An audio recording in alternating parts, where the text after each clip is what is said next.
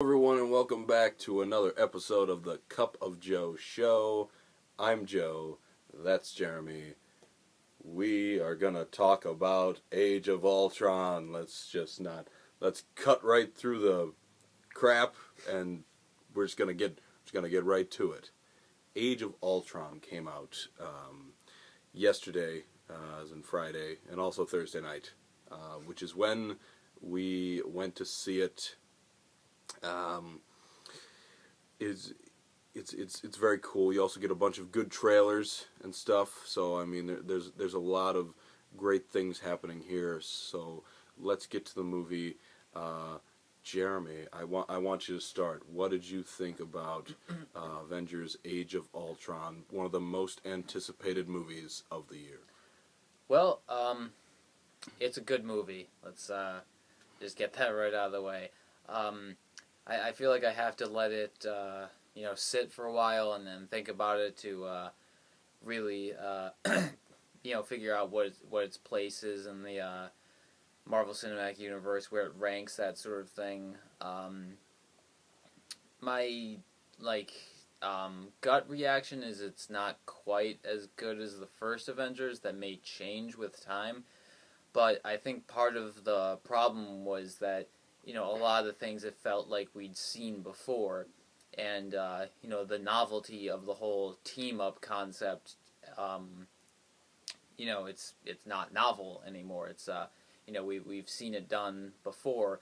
So I mean, in a sense, because we have seen that, the movie had to kind of go in certain different directions, and you see that there's still some tension, but among the team members and that sort of thing, and that's nice because you figure even if they are working as a team and they've come together, like they're all very different personalities and everything, so it's not going to be all perfect all the time and everything. They're still going to have disagreements, and certain people, Tony, are going to do things that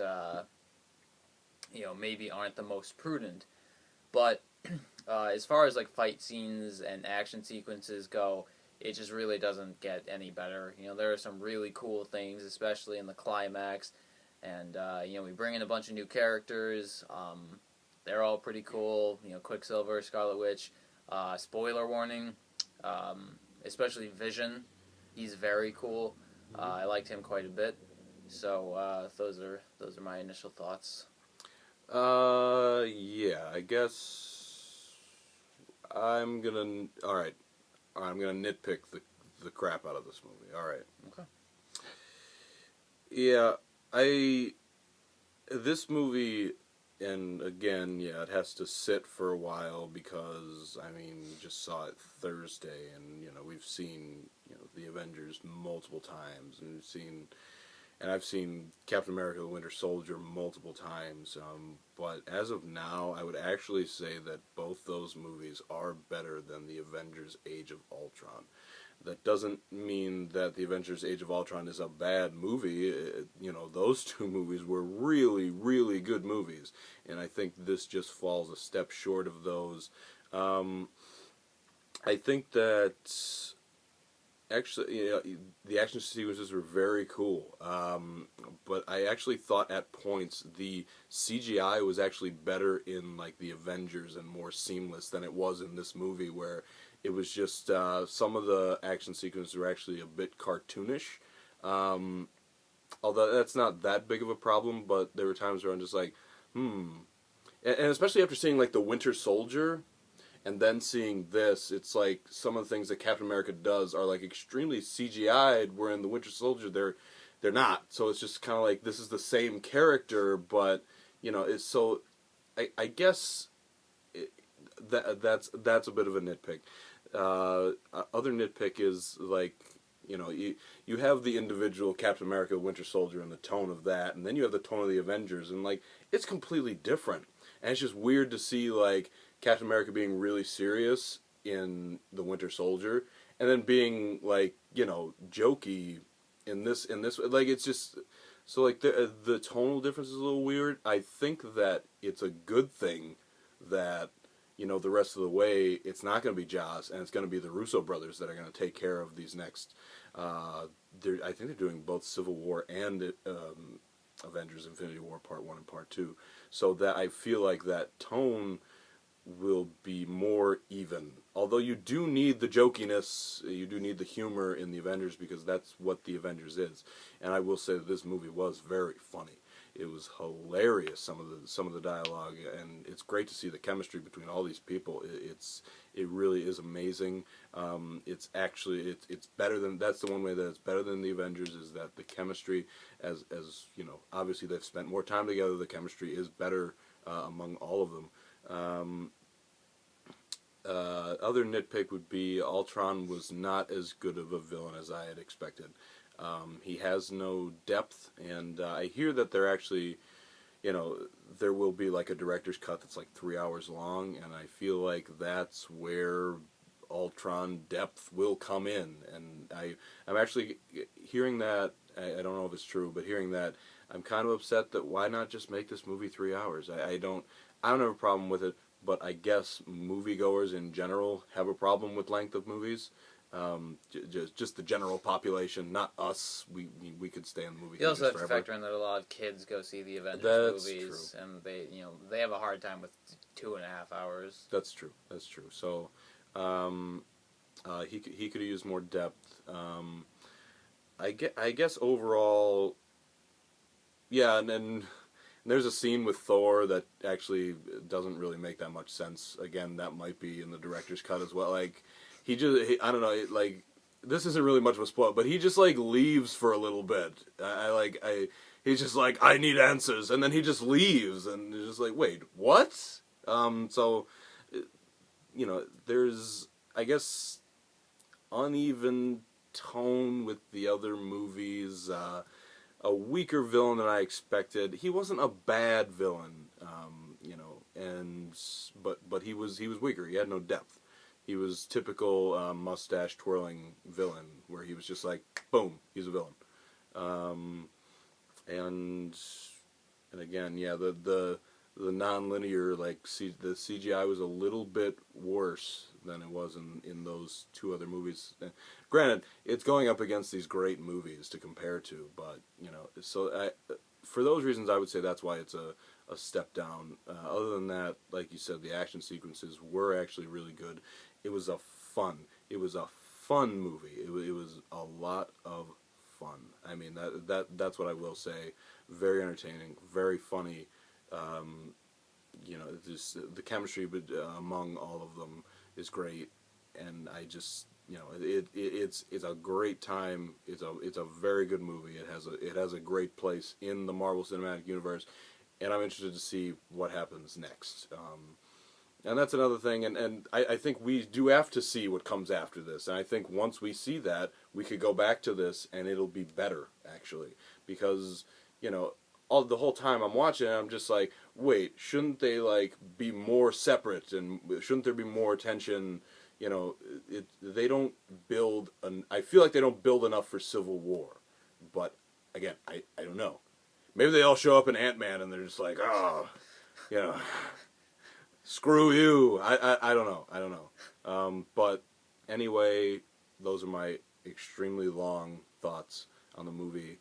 It's very good. It's very good, and all those things are just nitpicky. I don't want to make it sound like I didn't enjoy the film, but I do want to say that, like, it didn't quite live up to my extremely high expectations, is all I'm going to say.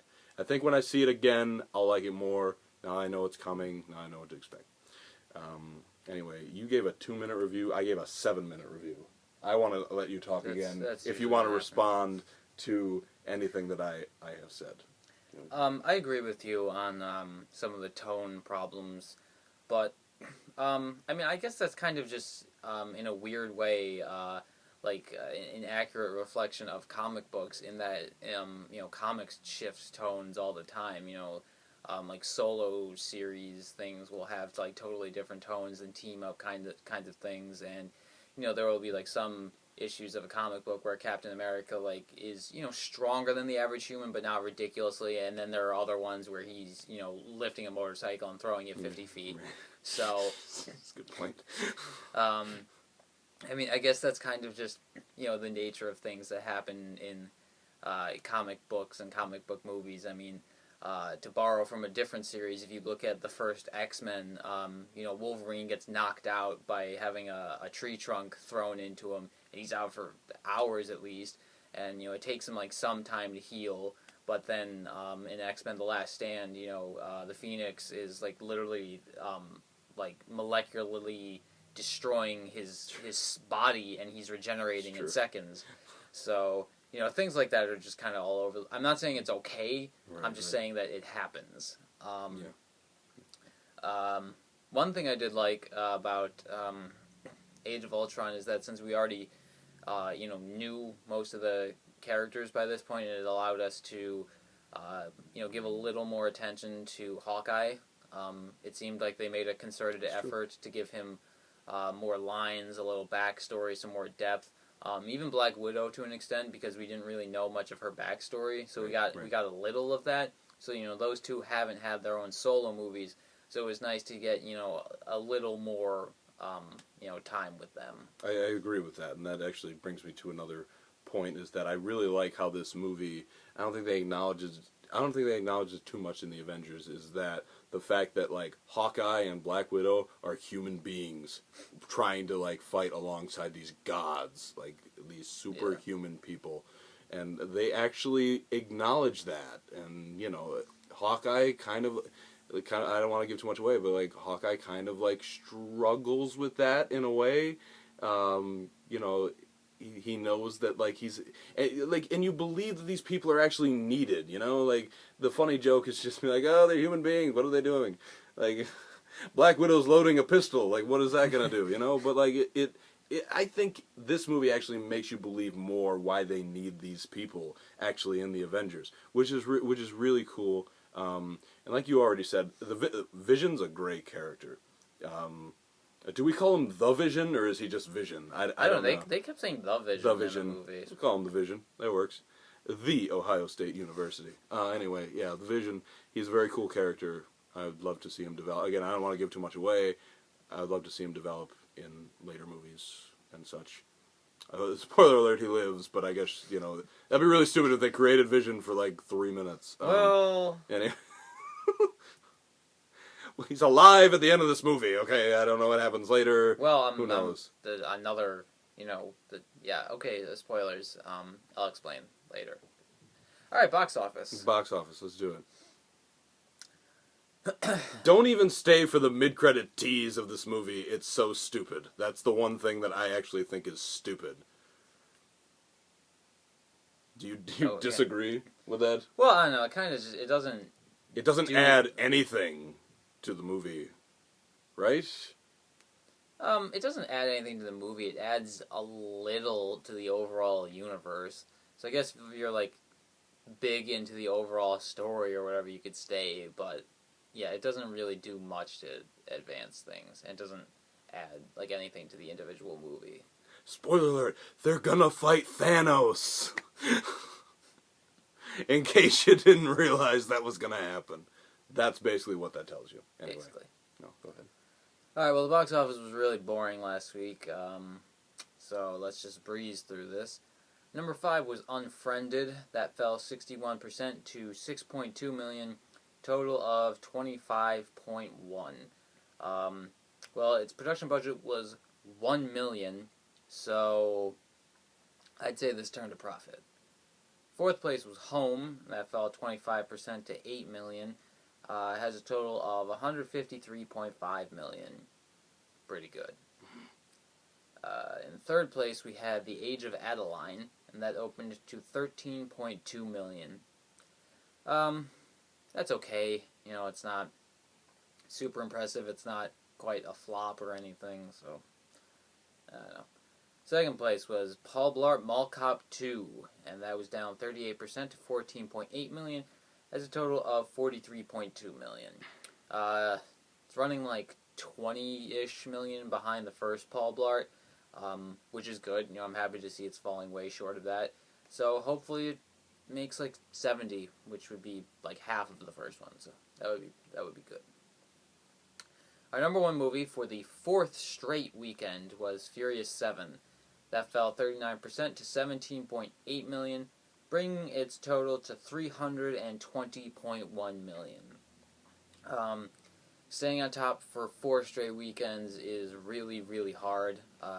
It doesn't happen very often. I think the last movie to do it was the first Hunger Games, and that was, 3 years ago? So, it's as much a credit to Furious 7 as it is, like, the total lack of competition. Like, there was just nothing else this entire month. But now we're into May, and May should be pretty packed. So, Furious 7 has had a hell of a ride, but it's time to put the brakes on. It's been a long day without you, my friend. So yeah, I think that Age of Ultron's gonna eke by Fast and Furious to take the number 1 spot. But Yeah, just might barely. make about 13.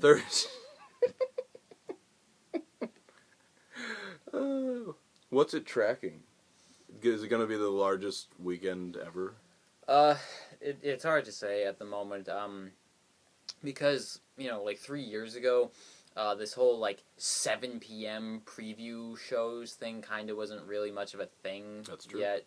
So, that said, Age of Ultron's like pre-Friday, gross was fairly significantly higher than the Avengers, but the Avengers opened later on Thursday, or maybe actually on like early Friday. So it's not apples to apples. It's hard to compare, but it does look like Age of Ultron is headed toward somewhere around 200 million. Right. And the first Avengers opened at 207, so the possibility is there, but it's not gonna blow by it or anything. It's not gonna make like 250. There's a possibility. Oh, I'm pulling out all these great songs and great movies today. All right. Anyway, is there really anything else coming out besides Age of Ultron? All right. So, let's just wrap this up. Let's final thought this. Let's give Avengers: Age of Ultron a grade and a short statement of any way. I will give it my cup of Joe grade. You could give it however the heck you want to give it. But I will give this movie 4.5 out of 5 cups. It is a very, very good movie. I do think it falls a step short of a couple of its predecessors, The Avengers and Captain America: The Winter Soldier, but it is definitely up there as far as Marvel movies go. It's a great movie. It's a fun movie. Take your family. You'll enjoy it.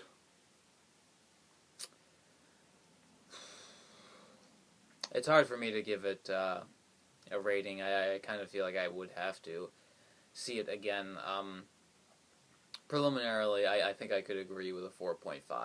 I'm not gonna, maybe like a 4.4 or a 4.45.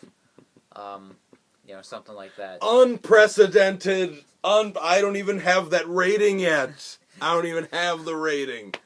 Oh man. All right. But yeah, I think honestly, The Winter Soldier is, I think personally, the best Marvel Cinematic Universe movie to date. I think it's better than the first Avengers.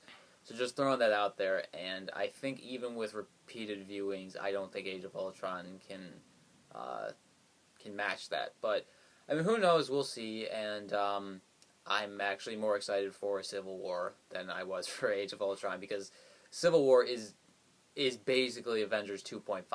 Like, it has like the whole cast in it. It's an event. It's supposedly Captain America, but it's basically an Avengers movie. Right, definitely. So that's exciting. And again, it will be interesting to see. That this movie may have more merit later on when we see how this all plays out.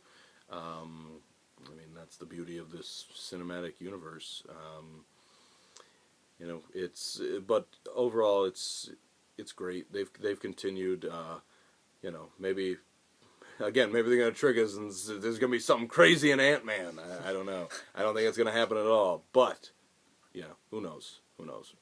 So we'll see how that goes. Other than that, yay! The summer movie season has officially started. So there'll be better movies.